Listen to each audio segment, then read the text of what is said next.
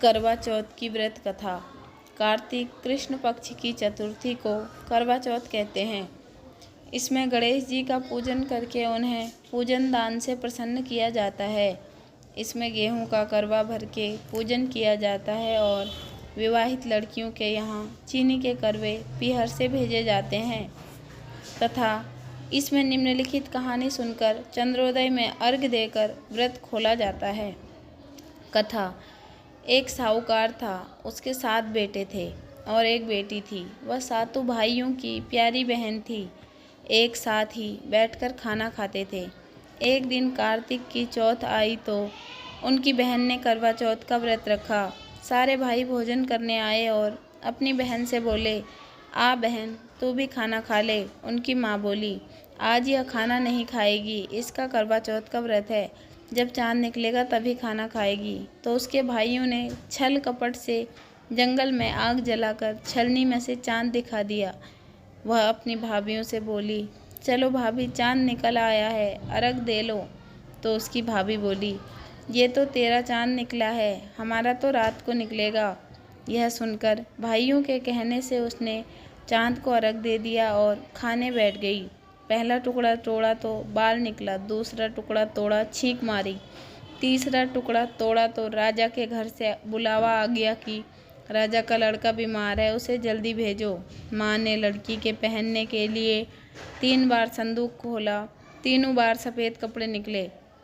अब उसको सफ़ेद कपड़े पहनाकर ही ससुराल भेज दिया और माँ ने लड़की के पल्ले में एक सोने का सिक्का बांध दिया और बोली, रास्ते में जो भी मिले उसके पैर छूते जाना, जो तुझे सुहाग का आशीष दे उसे यह सोने का सिक्का दे देना और पल्ले को गांठ लगा लेना। अब उसे रास्ते में जो कोई भी मिला उसने सबके पैर छुए पर किसी ने भी सुहाग का आशीष नहीं दिया। अब वह ससुराल में आई तो दरवाजे पर छोटी ननद खड़ी थी। वह उसके पैर पड़ी तो ननद बोली, सीली हो, सपूती हो, 7 बेटों की माँ हो, मेरे भाई का सुख देख। अब उसने सोने का सिक्का ननद को देकर पल्ले में गांठ मार ली। उसके बाद वह अंदर आई, आकर देखा कि उसका पति मरा पड़ा है।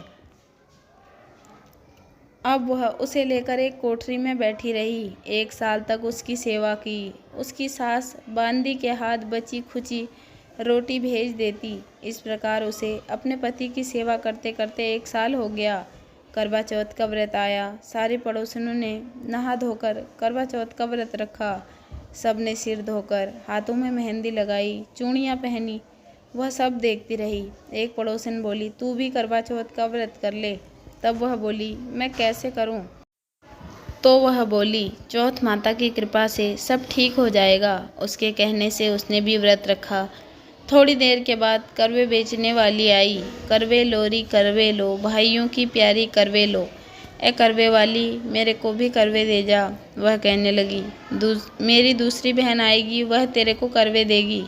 दूसरी आई, करवे लोरी करवे लो, भाइयों की प्यारी करवे लो। ए करवे वाली, मेरे को भी करवे दे जा। तो वह बोली, मेरी तीसरी बहन आएगी तो तेरे को करवे देगी। इस तरह 5 बहन आकर चली गई पर किसी ने भी करवे नहीं दिए। फिर छठी बहन आई और बोली, मेरी 7वीं बहन आएगी, वह तुझे करवे देगी। बस तू सारे रास्ते में कांटे बिखेर कर रख देना। जब वह चिल्लाती हुई आएगी तो उसके पैर में कांटा चुभ जाएगा। तब तू सुई लेकर बैठ जाना और उसका पैर पकड़कर छोड़ना मत और उसके पैर का कांटा निकाल देना, तो वह तेरे को आशीर्वाद देगी। भाई जियो साईं जियो। जब वह तुझे आशीर्वाद देगी तो तू उससे करवे मांग लेना। जब वह तुझे करवे देकर चली जाएगी फिर तू उजमन करना, जिससे तेरा पति अच्छा हो जाएगा।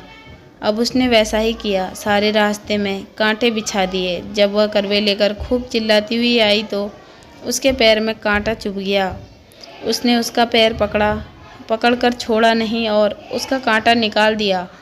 तो उसने आशीर्वाद दिया। तब वह बोली, जब तूने मुझे आशीर्वाद दिया है तो करवे भी देकर जा।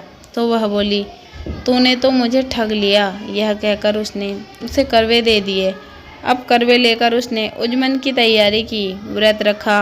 राजा का लड़का ठीक हो गया और बोला, मैं बहुत सोया। तो वह बोली, सोए नहीं, 12 महीने हो गए हैं तुम्हारी सेवा करते करते। फिर उसने चौथ माता का उज्जमन अच्छी तरह से किया। अब उसने चौथ माता की कहानी सुनी और उज्जमन किया। वह दोनों चौसर खेलने लग गए।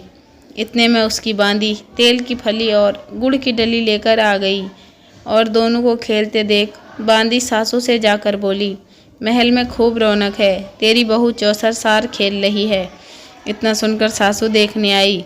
दोनों को खेलते देख बहुत खुश हुई। बहू ने सास के पैर दबाए। सासू बोली, बहू सच सच बता तूने क्या किया। उसने सारा हाल अपनी सासू को बताया। राजा ने सारे शहर में ढिंढोरा पिटवाया कि अपने पति की जीवन सुरक्षा के लिए सब बहनें करवा चौथ का व्रत रखें। पहले करवे को अपने पीहर में जाकर उज्जमन करें। हे चौथ माता, जैसा राजा के लड़के को जीवन दान दिया वैसा सबको देना।